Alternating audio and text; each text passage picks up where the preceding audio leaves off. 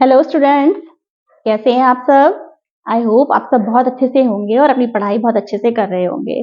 जैसे कि आप लोग बोर्ड के स्टूडेंट्स हैं तो आप लोग के एग्जाम्स आने वाले हैं, तो आप लोग अपनी तैयारी में लगे होंगे। तो आज मैंने सोचा कि आपको जो 10th क्लास यूपी बोर्ड के स्टूडेंट्स हैं उनके में एक प्रश्न आता है जो कि काफी इम्पोर्टेंट प्रश्न होता है, और ये आता है कि गद्यांश पर आधारित और पद्यांश पर आधारित प्रश्न उत्तर आते हैं। उसमें आपको संदर्भ सहित व्याख्या करनी होती है, और जो है इसके अलावा भी आपके क्वेश्चंस आते हैं, तो उन क्वेश्चंस को कैसे करें, संदर्भ सहित व्याख्या कैसे करें, उसका बहुत इजी तरीका मैं आपको बताने वाली हूँ कि किस तरह से हम उसकी व्याख्या कर सकते हैं आसानी से। चलिए शुरू करते हैं। जैसे देखिए, ये आपके में आया है, मान लीजिए ये गद्यांश आपका आया है। वैसे तो ये इंपॉर्टेंट गद्यांश भी है, इसका अर्थ आप वैसे भी तैयार कर लीजिएगा क्योंकि ये इंपॉर्टेंट बहुत है।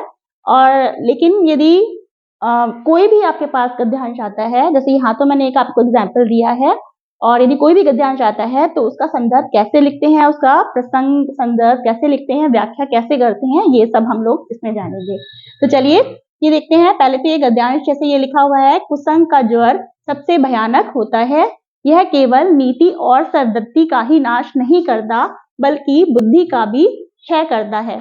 किसी युवा पुरुष की संगति यदि बुरी होगी तो वह उसके पैरों में बंधी चक्की के समान होगी, जो उसे दिन दिन अवनति के गड्ढे में गिराती जाएगी, और यदि अच्छी होगी तो सहारा देने वाले बाहु के समान होगी, जो उसे निरंतर उन्नति की ओर उठाती जाएगी। तो ये हमारा एक पैराग्राफ आया है, ये गद्यांश का आया है हमारा लिखने के लिए। अब इसमें क्वेश्चंस क्या क्या आते हैं, अधिकतर यही 3 क्वेश्चंस आते हैं कि उपयुक्त गद्यांश का संदर्भ लिखिए।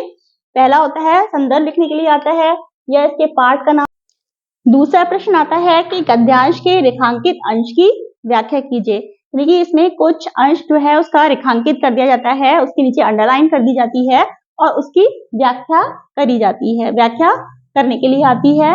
और तीसरा क्वेश्चन एक अलग से आता है, जैसे इसमें ये क्वेश्चन आया है कि सुदृढ़ बाहु का क्या अर्थ है। ठीक है, तो हमें सबसे पहले क्या करना होगा कि जैसे जो भी हमारे पास जो भी गद्यावतरण है उसके लिए हम इस पहले स्टार्टिंग का, जैसे कुसंग का ज्वर है तो हमने यहाँ पे कुसंग का ज्वर डाल दिया और फिर डैश डैश डैश करके जो लास्ट लाइन है उसका उठाती जाएगी, तो हमें जाएगी लास्ट वर्ड यहाँ पे लिख दिया। हमें इससे पता लग जाएगा कि हम इस पैराग्राफ का हम इसका अर्थ लिख रहे हैं। ठीक है, अब आप संदर्भ देखिए, संदर्भ में क्या लिखते हैं। ठीक है, संदर्भ हमेशा, संदर्भ का मतलब होता है कि हमें उसमें पाठ का नाम डालना होता है कि जो भी हमारा गद्यावतरण जो लिया गया है, जो भी हमारा पैराग्राफ आया है उसका मतलब उसके लेखक कौन है और उसके पाठ का नाम क्या है, कहाँ से लिया गया है, कहाँ से ये आया है अंश। ठीक है, अब हम इसमें यही लिखेंगे कि प्रस्तुत गद्यावतरण हमारी पाठ्य पुस्तक हिंदी के, हमारी पाठ्य पुस्तक हिंदी है तो हिंदी के गद्य खंड में संकलित, यानी कि जो संकलित है मित्रता। अब आपको पाठ का नाम तो ये जब आप पढ़ेंगे तो आपको समझ में आ ही जाएगा कि किस पाठ से है, तो मित्रता नामक निबंध से लिया गया है।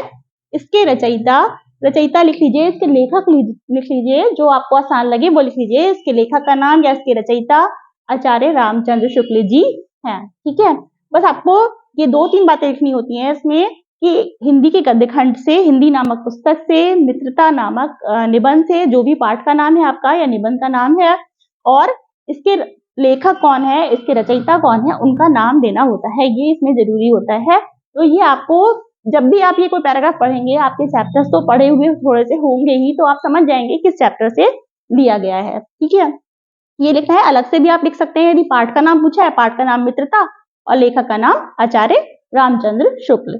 तो ये आपको सभी चैप्टर्स के थोड़े थोड़े जो इंपॉर्टेंट चैप्टर्स हैं उनके लेखकों के नाम तो आपको याद करने ही है ना। तो और पाठों के नाम तो आपको पता ही है, पता रहते ही है ना।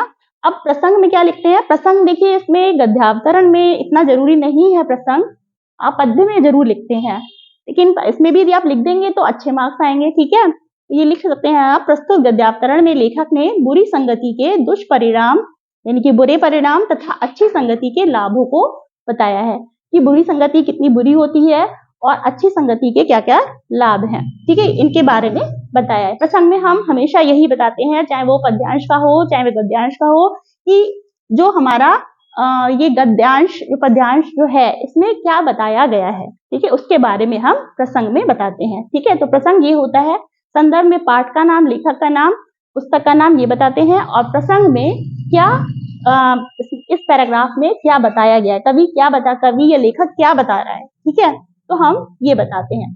अब देखिए रेखांकित अंश की व्याख्या कही गई है, तो रेखांकित अंश इसमें ये है कि कुसंग का जड़ सबसे भयानक होता है, यह केवल नीति और समृद्धि का ही नाश नहीं करता बल्कि बुद्धि का भी क्षय करता है। ये रेखांकित अंश है हमारा, अंडरलाइन है। तो अब इसके हम अंश की व्याख्या करेंगे, तो हमें देखिए कुसंग का जड़, हमें थोड़ा सा आप यदि नहीं भी आए तो उसी लाइन्स को रिपीट कर दिए, थोड़ा अपने आप से लगा लीजिए, सेंस लगा लीजिए। बट यहाँ पर क्या है, लेखक कहता है, सबसे पहले स्टार्टिंग करेंगे, लेखक कहता है, कवि जो भी हमारे, चाहे आप नाम लिख के दे सकते हैं, रामचंद्र शुक्ल जी कहते हैं, या लेखक कहता है कि क्या है, बुरी संगति, कुसंग यानी कि बुरी संगति का ज्वर, आप जानती हैं ज्वर माने बुखार, तो बुरी संगति क्या है, घातक बुखार के समान होती है। यदि बुरी संगति जो होती है घातक बुखार के समान होती है, जो सेहत के लिए अत्यंत हानिकारक होती है। जैसे बुखार हमारी सेहत के लिए हानिकारक होता है, तो बुरी संगति हमारी सेहत के लिए बहुत हानिकारक होती है। जिस तरह कोई व्यक्ति यदि भयानक बुखार से पीड़ित होता है, तो वह बुखार उसके स्वास्थ्य, शरीर तथा मन दोनों को नष्ट कर देता है। यदि आपको बहुत तेज बुखार आ जाए, मान लीजिए दिमागी बुखार रहता है, तो क्या है, वो शरीर मन सबको हमारा नष्ट कर देता है, पूरी तरह से व्यक्ति को हिला देता है, कह सकते हैं, तो नष्ट कर देता है। क्षय माने नष्ट करना, क्षय माने नष्ट कर देता है, ठीक है, तो नष्ट कर देता है, और कभी कभी प्राण भी ले लेता है। कभी कभी बहुत तेज बुखार होता है तो क्या होता है, जान भी जा सकती है, तो प्राण भी ले लेता है। उसी प्रकार बुरी संगति भी क्या होती है, बुरी संगति भी क्या है, हमारी क्या क्या लिखा है, नीति माने नैतिकता, सद्वृत्ति माने सदाचार का ही नाश नहीं करता, हमारी नैतिकता, सदाचार, बल्कि बुद्धि का भी क्षय करता है। तो सदाचार, नैतिकता, सदाचार मन तथा बुद्धि को भी नष्ट कर देती है बुरी संगति, है ना। यानी कि हमें हमेशा मित्रता अच्छे बच्चों से, अच्छे व्यक्तियों से, अच्छे लोगों से ही करनी चाहिए, क्योंकि जैसी संगति होगी व्यक्ति को उसे इस तरह से वो ले जाएगी आगे। तो ये इस तरह से रेखांकित अंश की व्याख्या हो गई। यदि आपको नीचे यदि किसी अंश की व्याख्या होगी तो आप उस तरह से व्याख्या करेंगे। इसमें मित्रता का ही महत्व बताया है कि अच्छे लोगों से ही हमें मित्रता करनी चाहिए। और फिर तीसरा है आपका सुदृढ़ बाहु का क्या अर्थ है। अब सुदृढ़ बाहु यानी कि सुदृढ़ माने मजबूत, मजबूत, और बाहु मतलब सहारा, सहारा देने वाली बाहु, ठीक है। सुदृढ़ बाहु का अर्थ पूछा है, तो सुदृढ़ बाहु का अर्थ है सहारा देने वाली बाह से है, जो व्यक्ति को उन्नति की ओर ले जाती है। यानी कि अच्छे लोगों से आप मित्रता करेंगे तो क्या होगा, वो उन्नति की ओर ले जाएगी, हमें गलत रास्ते से बचाएगी और अच्छी उन्नति की ओर ले जाती है और उसे ऊपर उठाती है, ठीक है, और उसकी हमेशा रक्षा करती है, बुरे कामों से उसे बचाएगी, बुरी तरफ जाने से बचाएगी, अच्छी संगति होगी तो, और उसे हमेशा गलत मार्ग पर जाने से बचाती है। तो ये सुदृढ़ बाह का अर्थ है। तो इस तरह से थोड़ा सा आप अपने आप से भी, यदि इसमें 2 बार पढ़ेंगे तो वैसे भी आपको समझ में आएगा, थोड़ा आप पढ़ के जाएंगे ही, तो इस तरह से संदर्भ, प्रसंग और रेखांकित अंश की व्याख्या आप कर सकते हैं। ये है। तो यदि मेरी ये वीडियो आपको अच्छी लगी हो तो चैनल को सब्सक्राइब कीजिए, शेयर कीजिए, लाइक कीजिए और कमेंट करके बताइए कैसा लगा। Thank you so much.